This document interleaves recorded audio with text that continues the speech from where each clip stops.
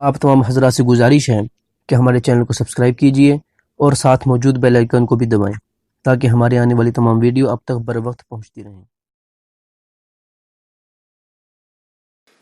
اعوذ باللہ من الشیطان الرجیم، بسم اللہ الرحمن الرحیم۔ السلام علیکم ناظرین، میں ہوں محمد ابراہیم اور آپ دیکھ رہے ہیں ہسٹوریکل ورلڈ۔ اس سے پہلے ہماری ویڈیو تھی کہ سلطان محمود غزنوی نے غزنی میں کس طریقے سے مسجد تعمیر کی اور کس طریقے سے قلامتیوں سے خانہ کعبہ کے راستے کو پاک صاف کیا۔ اسی کی اگلی کڑی میں ہم بیان کرنے والے ہیں کہ سلطان محمود غزنوی نے کس طریقے سے سومنات کو فتح کیا۔ کہا جاتا ہے کہ 415 ہجری مطابق 1024 عیسوی میں محمود کو اس کے چند قابل اعتبار لوگوں نے بتایا کہ ہندوستان والوں کا یہ عقیدہ ہے کہ موت کے بعد انسان کی روح بدن سے جدا ہو کر سومنات کی خدمت میں حاضر ہوتی ہے اور سومنات ہر روح کو اس کے اعمال و کردار کے مطابق از روئے تناسخ نیا جسم عطا کرتا ہے، اور ہندوؤں کا یہ عقیدہ بھی ہے کہ دریا کا اتار چڑھاؤ اصل میں سومنات کی عبادت ہے جو اس صورت میں ظاہر ہوتی ہے۔ محمود کو یہ بھی بتایا گیا کہ ہندوؤں کے خیال میں وہ بت جنہیں محمود نے دوسرے علاقوں میں پاش کیا ایسے بت تھے جن سے سومنات ناراض تھا، اس لیے اس نے ان بتوں کی طرفداری نہیں کی، ورنہ اس میں اس قدر قوت ہے کہ وہ جسے چاہے ایک لمحے میں تباہ و برباد کر سکتا ہے۔ محمود کو یہ بھی بتایا گیا کہ برہمنوں کے اعتقاد کے مطابق سومنات بادشاہ ہے اور باقی تمام بت اس کے دربان اور مصاحب ہیں۔ محمود نے جب یہ بے معنی افسانے سنے تو اس کے دل میں جہاد کا شوق پھر چٹکیاں لینے لگا اور اس نے سومنات کو فتح کرنے اور وہاں کے بت پرستوں کو قتل کرنے کا ارادہ کیا۔ اس مقصد کے پیش نظر سلطان محمود نے اپنا خاص لشکر تیار کیا اور دیگر 30,000 سپاہیوں کو ساتھ لیا جو ترکستان وغیرہ سے جہاد کی غرض سے آئے ہوئے تھے، اور 20 شعبان 415 ہجری کو سومنات کی طرف چل دیا۔ سلطان محمود مع لشکر کے جنگلات کو رونتا ہوا اور درمیان میں آنے والے مختلف شہروں کے قلعوں کو فتح کرتا ہوا گجرات کے شہر پٹن میں پہنچا اور پٹن سے غلہ اناج حاصل کر کے سومنات کی طرف روانہ ہوا۔ جب مسلمانوں کا لشکر سومنات کے قریب دریا کے کنارے پہنچا تو مسلمانوں نے دیکھا کہ سومنات کا قلعہ بہت ہی بلند ہے اور دریا کا پانی قلعے کی فصیل تک پہنچا ہوا ہے۔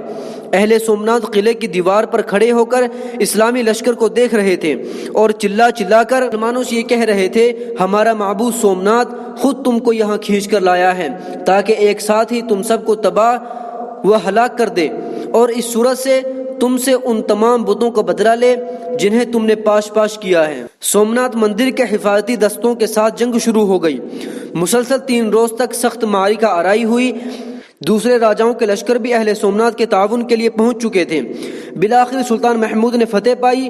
فتح پانے کے بعد سلطان ماہ اپنے مصاحبوں کے مندر میں داخل ہوا۔ ایک پتھر کا بت جو تقریباً 15 گز لمبا تھا، اس کو دیکھ کر محمود کی اسلامی غیرت جوش میں آئی اور اپنے گرز سے بت کے 4 ٹکڑے کر دیے اور حکم دیا کہ 2 ٹکڑے غزنی بھجوائے جائیں، جس میں سے ایک ٹکڑا جامع مسجد کے دروازے پر اور دوسرا ایوان سلطنت کے صحن میں رکھا جائے۔ اس کے علاوہ دوسرے 2 ٹکڑے ایک مکہ مکرمہ اور دوسرا مدینہ منورہ بھیج دیا جائے تاکہ عام راستے میں رکھ دیے جائیں اور لوگ انہیں دیکھ کر محمود کی ہمت و جرأت کی داد دیں۔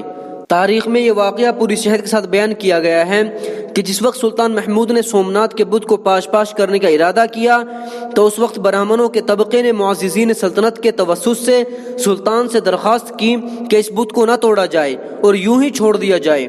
ہندوؤں نے اس کے عوض دولت کی ایک بہت بڑی مقدار دینے کا وعدہ کیا۔ معززین سلطنت نے ہندوؤں کی اس درخواست کو سلطان تک پہنچاتے وقت یہ خیال ظاہر کیا کہ اس درخواست کو قبول کر لینے میں ہمارا فائدہ ہے۔ بت کو توڑ ڈالنے سے نہ تو بت پرستی کی رسم اس شہر سے مٹ سکتی ہے اور نہ ہمیں کوئی فائدہ ہوگا۔ اس کے جواب میں محمود نے ان سے کہا، تم جو کہتے ہو وہ صحیح ہے، لیکن تمہارے کہنے پر چلوں گا تو میرے بعد دنیا مجھے محمود بت فروش کے نام سے یاد کرے گی، اور اگر میں اس بت کو پاش کروں مجھے محمود بت شکن کے نام سے یاد کرے گی۔ مجھے تو یہی بہتر معلوم ہوتا ہے کہ دنیا اور آخرت میں مجھے محمود بت شکن پکارا جائے، نہ کہ محمود بت فروش۔ محمود کی نیک نیتی اسی وقت رنگ لائی اور جس وقت اس بت کو توڑ دیا گیا تو اس کے پیٹ میں سے ان گنت اور بیش قیمت جواہر اور اعلیٰ درجے کے موتی نکلے۔ ان سب جواہرات کی قیمت برہمنوں کی پیش کردہ رقم سے 100 گنا زیادہ تھی۔ सोमनाथ के कज़िये से फारिग होकर सुल्तान महमूद पटन की तरफ अपना लश्कर लेकर वापस हुआ। चूंकि सोमनाथ के मारिके को सख्त करने के लिए पटन के हिंदू राजा प्रेमदेव ने हिंदुओं का बड़ा लश्कर मुसलमानों के मुकाबले के लिए सोमनाथ भेजा था, जिसकी वजह से तकरीबन 3000 मुसलमान शहीद हो गए थे। सुल्तान महमूद उसका इंतकाम जरूरी समझकर जब पटन पहुंचा तो राजा प्रेमदेव पटन से भाग गया और दूसरी जगह पनाह ली। उसका पीछा किया तो दूसरी जगह से भागकर रूपोश हो गया।